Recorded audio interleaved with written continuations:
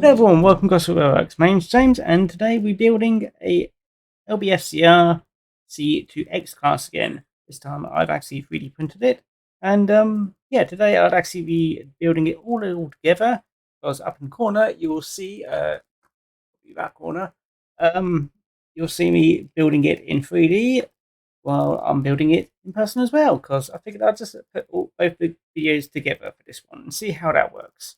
And see if anybody likes it. So first things first is I'll be using the LBSCR C-Class chassis from Grand Paris, which I built. Actually, that video is not going to come up for a little while, so you'll see that being put together. And I have printed this out.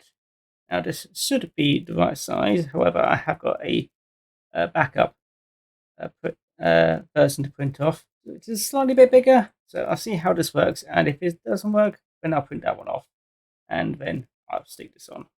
So first things first is remove all this all this support structure, clean it all off, and then test fit it onto the chassis. And then I'll paint it up and finish it off and make it all look nice. And also I'll tell you a bit more about the locomotive as well. One thing which I do have to note is that I'll probably have to unscrew the PCB board here and just move a little bit back just to give a bit more space for the tender. We've got this little slope here. So other than that, it should fit in as it should, as intended. So I'll bring you back when it's all done. So I'll see you in a bit. The London, Brighton and South Coast Railway C2 class was a class of 060 steam locomotive intended for heavy freight trains. 55 were built by the Vulcan Foundry between 1893 and 1902 to the design of Robert J. Billington.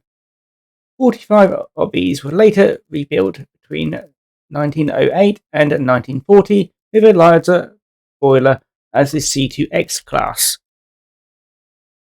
In January 1891, Robert Billington was given authority to build 10 new 060 freight locomotives to supplement Stroudley's C1 class of 1882. Vulcan Foundry agreed to construct these 10 locomotives, and further orders were received at intervals until 55 had been purchased by February 1902. The class were therefore nicknamed Vulcans. In 1908, Douglas Mars rebuilt one C2 with a larger diameter C3 class steel boiler and an extended smoke box. In doing so, he created an excellent, powerful freight locomotive that was classified C2X and nicknamed Large Vulcans. The modification was so successful that 29 out of the original 55 members of the class were similarly rebuilt by the end of 1912. All of the C2 and C2X locomotives passed to the Southern Railway in 1923, and 9 further examples were rebuilt during 1924 and 1925 as the original boilers became due for replacement. Only 3 of the remaining unrebuilt C2 locomotives remained in service until after the nationalisation of the railways to British Railways in 1948.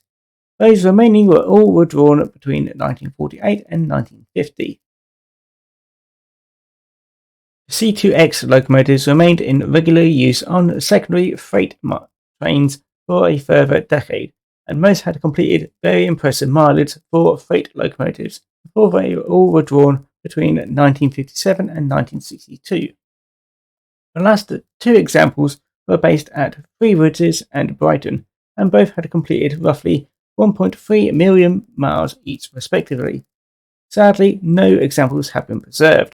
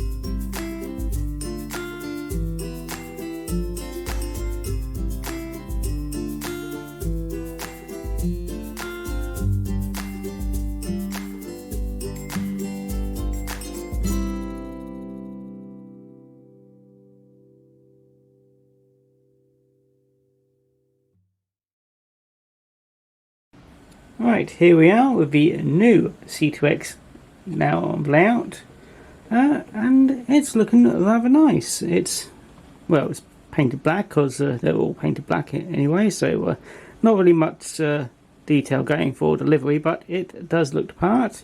A few things which I do have to mention about this model. First of all, I still need to touch up a little few things here, just a bit of black or a bit of red, just to finish off the buffer beam at the back.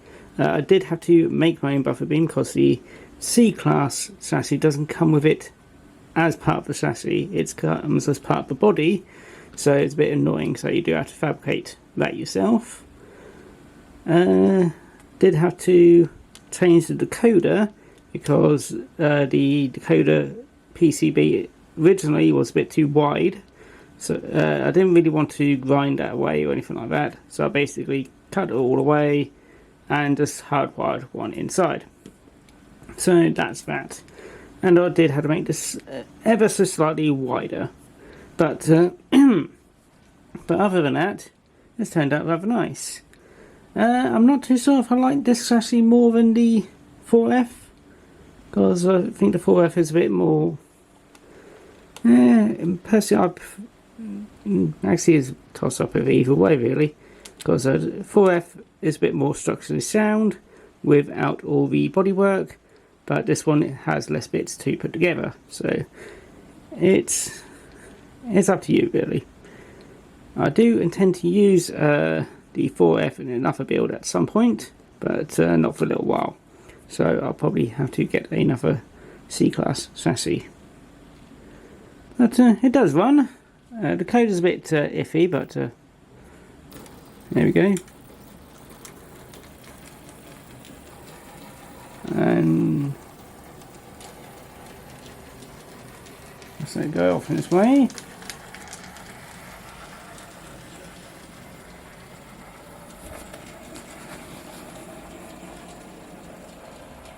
It eventually comes back out. There we go. Yeah, this gives me another LBSCR engine to play around with, and it is all ready to print off for anybody who wants it. I will be making a website for my 3D printing services, so if anybody wants them, I'll pop a link out at some point when I finish making the website. But it'll probably be on Facebook first before anything, but because I'll probably forget to post it on here. But yeah, I have a list of prices, and also contact forms and stuff like that, and also prices for if you want a custom job really. But that's going to be it for today, because it's getting a bit warm. Well, it's still a bit warm, so I'm going to have a rest, and I'm going to pop this up on my display stand. So yeah, I'm quite happy with it. Do let me know what you think in the comments. Do you like the look of it? It's an alternative to the brass version, which I was quite happy with, but I didn't like the chassis I used. Anyway, I better actually finish because my batteries give me a warning. So do let me know what you think in the comments. Feel free to like, comment and subscribe. And if you didn't like the video, hope you enjoyed it anyway. And I'll see you again next time. So take care now. Bye bye. Let's see if we can get it off before the battery dies. There we go. See you again. Bye bye now.